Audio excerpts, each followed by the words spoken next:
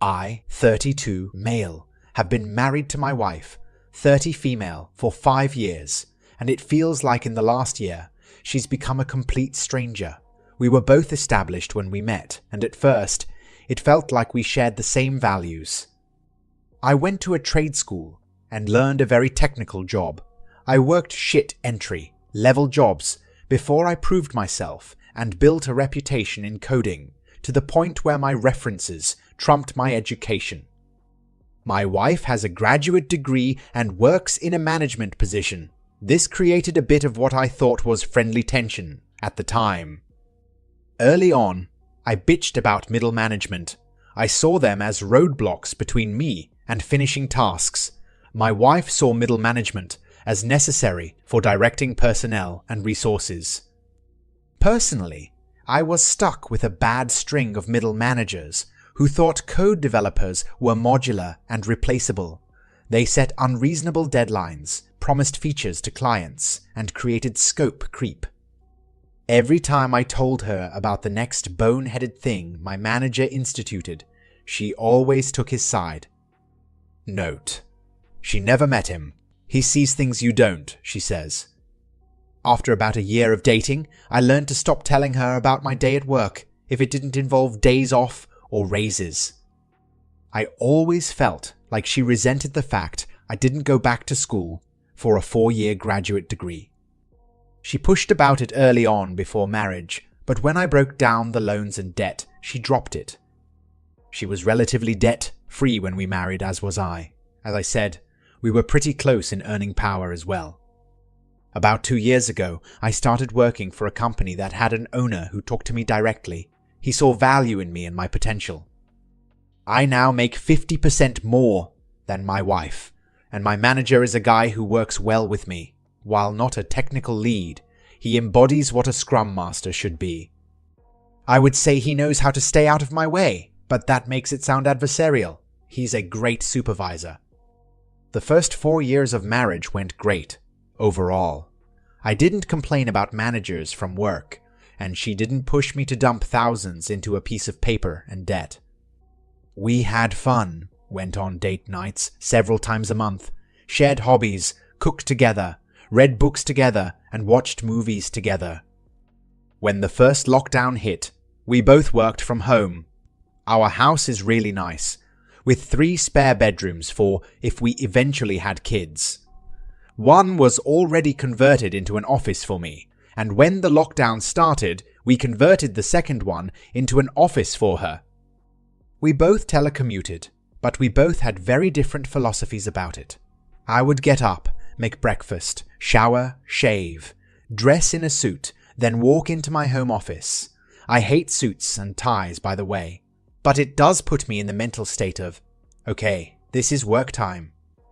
My wife, however, rolls out of bed, eats breakfast, brushes her teeth, puts on a t-shirt and sweatpants, and goes into her office with the iPad to play Candy Crush between emails. I guess I see it as work from home and she sees it as work from home. I digress. It's the weirdest thing how proximity can create distance. She has several meetings a day, and I can tell because she keeps her door wide open and I can hear them. I have 1 meeting a day, a scrum, and it's short. I close my door for mine. 5 months ago, she said she felt insulted that I closed my door for the daily scrum. I explained that it was for peace and to keep my mind focused on work. She said she felt like I was hiding something. I tried to keep up our hobbies together, but she brushed it off as we see each other all day, as is. I should have pressed, but I didn't. I treated the lockdown as temporary, and maybe I shouldn't have. It got really bad when her company instituted a partial office reopening. She jumped at the chance to be part of the 50% of the company, back in a rearranged office, to allow social distancing. I don't blame her. I miss working at the office too, but my company hasn't opened up the offices yet, and as long as I have access to my development environment, it really isn't needed.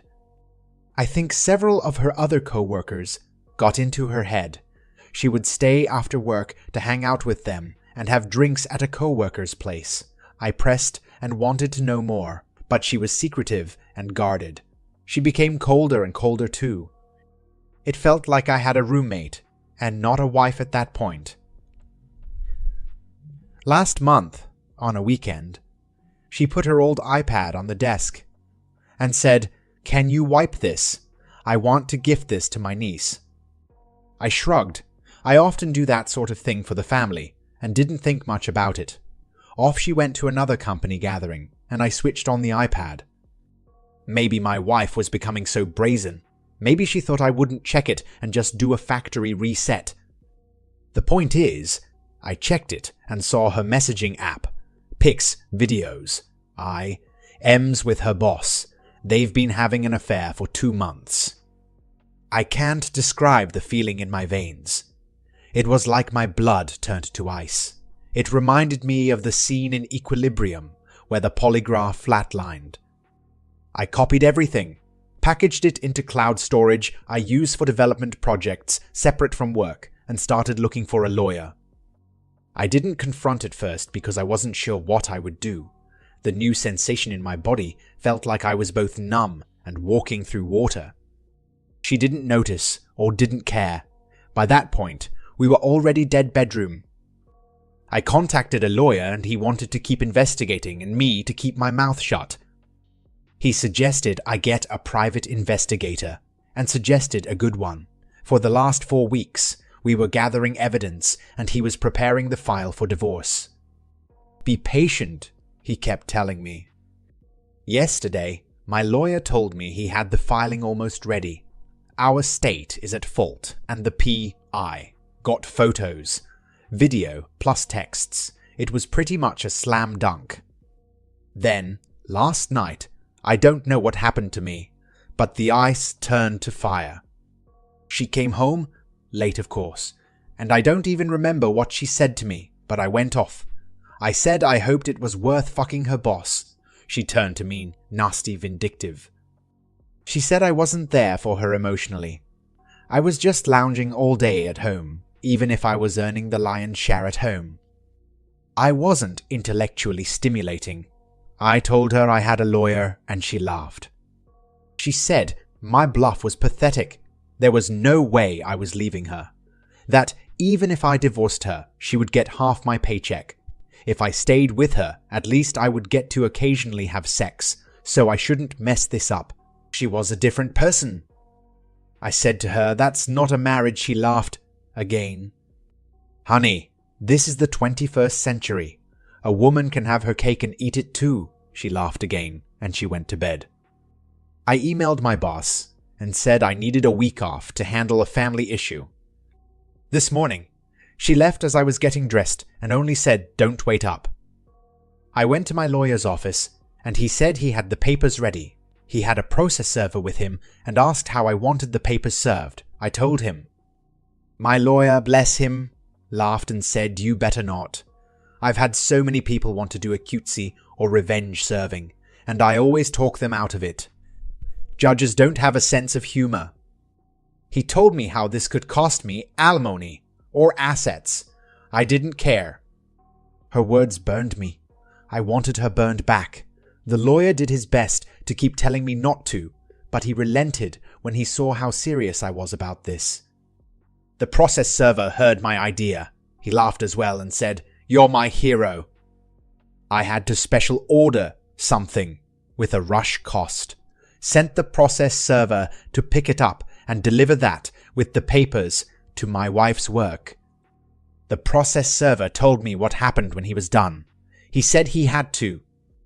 He said he showed up at her office with the large box and papers. He found my wife talking and laughing with a group of coworkers and friends, and asked her name. She confirmed and asked what it was about. He put the box on a nearby desk and opened it. It was a cake, one that you could get a custom image printed on in frosting. I didn't even know that was a thing until this morning. The image was an image of my wife and her boss in an embrace, clothed but obvious what they were doing, with the words, "Here's your cake, eat it," piped in icing above the image. The process server put the papers next to the cake box on the table.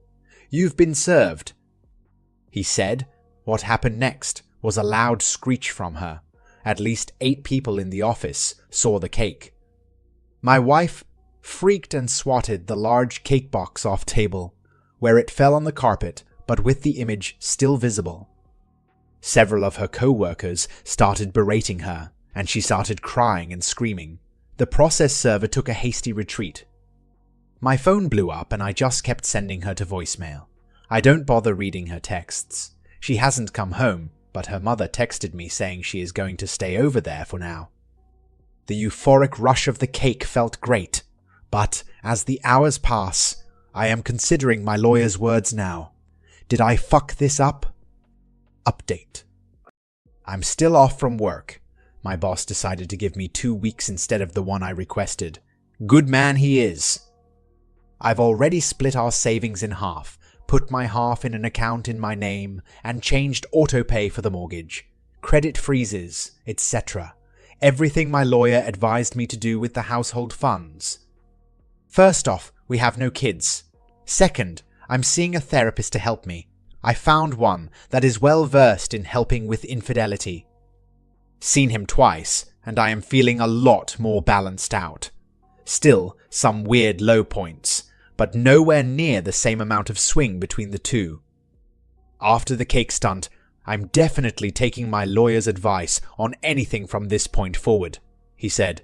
You can be happy, or you can be right in regards to taking his advice, and I get that now. He told me that if my wife wants to return home, I'm not legally allowed to kick her out, but I should record all interactions with her. She's not staying at home again, still at her mom's, but she did want to come by Saturday to talk. My lawyer told me I could, but said he would prefer if she wants to talk to have it done at his office, with her own lawyer present, as well as himself. I presented this to her in email, of course, and she responded that she didn't have a lawyer. My lawyer said, barring showing up at his office to have witnesses and record the meeting. I let my wife know this was my condition for talking with her. She actually accepted. So, I had 2 mutual friends come in, all 3 of us, with our phones on the table, ready to record. She came in and tried to give me an awkward hug, but I just held my hand up and the phone started to record as the 4 of us sat down at the kitchen table. She was actually apologetic. She said she felt like she was watching a movie versus being in charge of her life, but it felt thrilling and with a rush. She asked if I wanted to know why. I said I really didn't care at this point. She felt that she owed that much to me and told me. She said that when she started going back to the office, when it reopened, she got really close to 3 female co-workers, each a few years older than her, and 2 of them divorced. She said they wormed their way into her head and told her about how she owed more than she was getting. They asked her constantly about her home life. The ringleader, apparently, was psychoanalyzing me from my wife's stories. My wife told them about my issue with managers back in my early career, and the ringleader took this to mean I'm threatened by educated people. The ringleader told her that I was a submissive male, and that she needed a charge man in her life. That if I found out, I might have shouted and threatened, but get in line. My wife still has her job for now, but only just. The people who saw the cake were my wife, the 3 witches, her affair partner, and according to her 2 other co-workers who were lateral to her. The boss immediately ended the affair, told her to only communicate with him by email, and that if she ever tried to show up in his office alone, he would call in a co-worker immediately. The 3 witches turned on her immediately and publicly, berated her for doing such an awful thing. The other co-workers, according to her, didn't want to get involved with her soap opera. So, no reports to HR, she said. Her 3 friends doing a 180 on her immediately sort of shook her out of her fog. She seemed really ashamed and said she had to ask for $5,000. I was confused because there was money left in her account. I made it a point that she had it. She was living with her mom. She didn't have any major expenses. It turns out the ringleader and the other 2 witches wanted to be paid for their silence. They're blackmailing her and giving her a deadline. Otherwise, H. She was pleading for help. I told her that there was no going back to normal after this. Everything will change. That if she bends now, it will be more money later. Best for her to report herself, her boss, and her coworkers. It would work better than having sleepless nights waiting for the knife to fall. She seemed to hem and haw on that, but she did finally ask the big question. I told her there was no us. That's done, and she best gets herself that lawyer to go over the divorce. The best I can do is tell her how to handle her work situation, but she most likely needs to find another career after this. I also said she needs to go to therapy herself, because someone who could go from laughing in my face to pleading for help a week later needs help sorting themselves out. She pointed out the cake, and all I said to that was, yeah, and I am seeing someone for that. She left soon after that. No word on whether she will follow my advice or try to pay her coworkers' blackmail. Why is it always the coworkers? Final update. First week back at work, and my boss decided to tell everyone we could get off at noon today for Good Friday. I'm doing a lot better. I'm still seeing an individual therapist, and last weekend I drove out into the rural roads to unwind and saw a dog breeder as I was driving by and was curious. So I stopped in. He was an Asian fellow and had a breed of Asian dogs I've never seen before. He was telling me about how they were extremely loyal and brave.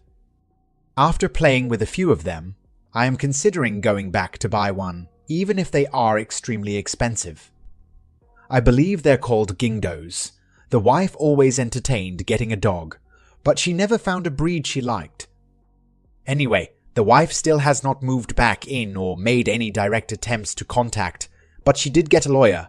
My lawyer called me and said something like, "Buckle up. You're going to visit a marriage counselor." I said I didn't want to see one. The divorce was happening no matter what. He agreed, but then said, "Normally, I'd tell the other attorney to pound sand, but now I have to paint you as a reasonable person, so you have to entertain reasonable requests. This is why you should listen to your attorney. If I held back my anger, I would have been able to ignore this request." He did give me advice for this session. Don't admit fault. Don't concede I failed anywhere. Don't agree to anything, not even a second session. Just attend this session, and if I wanted to still divorce, answer questions as neutrally as possible. Don't yell, don't shout, don't accuse. The visit, if it could be called that, was via Zoom. Me in my home, my wife in her mother's home, and the counselor in what appeared to be an office. It was interesting. The counselor was interested in spreading blame.